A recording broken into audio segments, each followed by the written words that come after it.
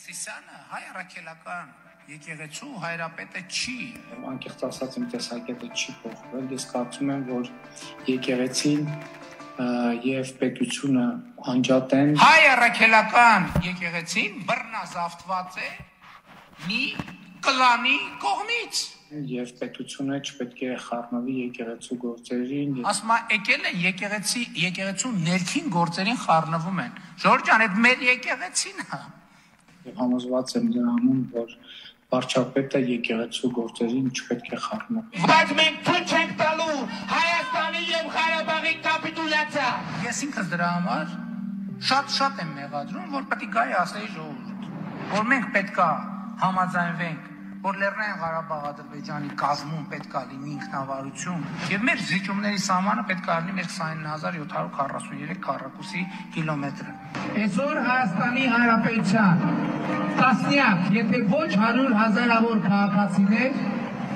բարիս բուն իմաստով ճկռում են բանկային ժամկետած տոկոսների տակ։ Եվ մենք կարծում ենք, որ միանշանակ եւ անելբա պետք է զրոյացնել բոլոր սպառողական եւ գյուղատնտեսական վարկերին։ Ես ով ասեմ դեմ եմ նման որոշումների ֆինանսական պարտավորություն։ Այդ ոնց է տենց է, այդ շատ հեշտ է։ Եկեք ազատենք, հարկերից ազատենք, վարկերից ազատենք, սնունդ բաժանենք։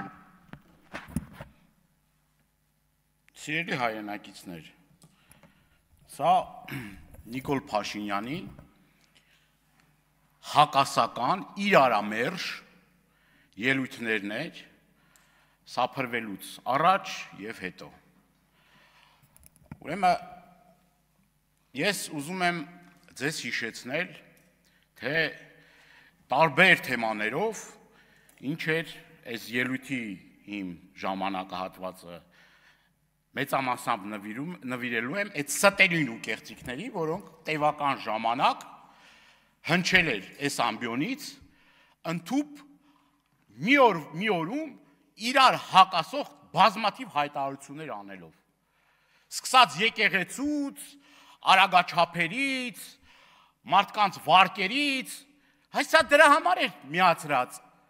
Դրա համար է ես ձայնագրությունները միացրել, որ պարոն Ռուբինյանը գալիս էր ինչ-որ, չգիտեմ, տարբեր թերթերից մեջ բերում էր անում։ Սա մի խնդրում եմ մի ընդհատեք ինձ, լավ կլի մի 10 րոպե ավելացնեք։ Հիմա տեսեք, այս հակասական հայտարարություններով մոլորության մեջ են գցել մեր հանրությանը, խաբել, քվեստացել ու լրիվ ուրիշ բան են արել։ Լրիվ ուրիշ բան են արել այս մարդիկ։ Հիմա մեր քաղաքացին ճկռում է վարկերի տակ, հիմա գյուղացին անտեսված է,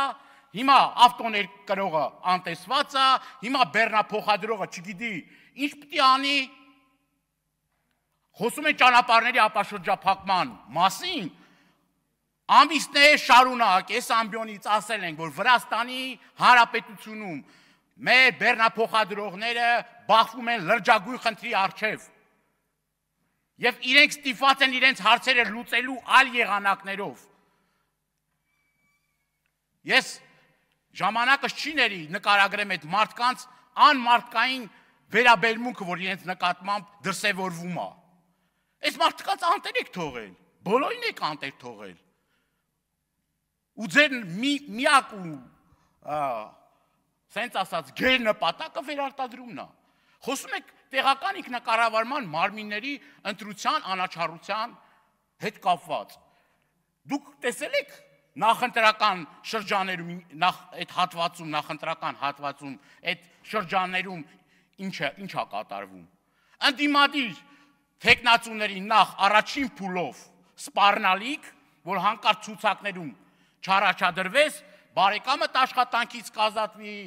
հարկայինը կգա քու հետևից, այս մեկ ու քրեական գործեր, շատ ու շատ քրեական գործեր կհարուցվեն այն մարդկանց նկատմամբ, որ ընդամենը առաջադրվի, դա առաջին փուլն է։ Երկրորդ փուլով, եթե ընդդիմադիր ավականու թեկնածուն ընտրվում է, ուրեմն համայնքի ղեկավար, իդեպ բոլոր խոշոր համայնքներում վերջերս Վանաձորում, Գյումրիում,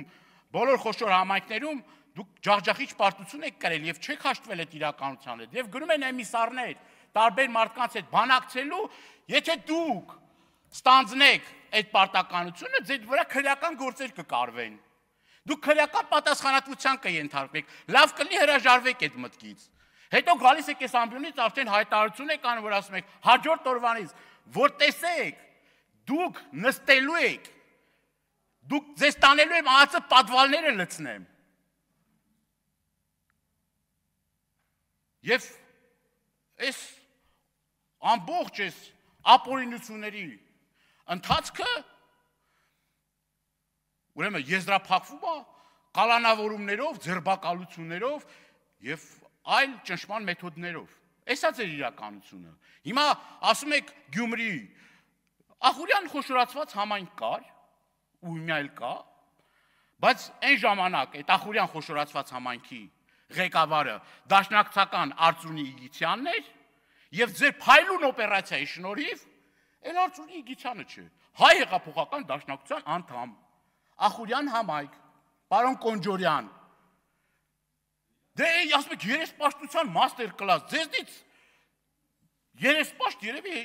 չէ, տեսեք, դուք Գյումրի ընտրություններից եք խոսում, դուք հիմա կարող եք գաք ստեղ խոստովանեք, որ դուք օպերացիա չեք մշակել, պլանավորել այդ մարդուն իշխանազրկելու Ախուրյան համայնքից։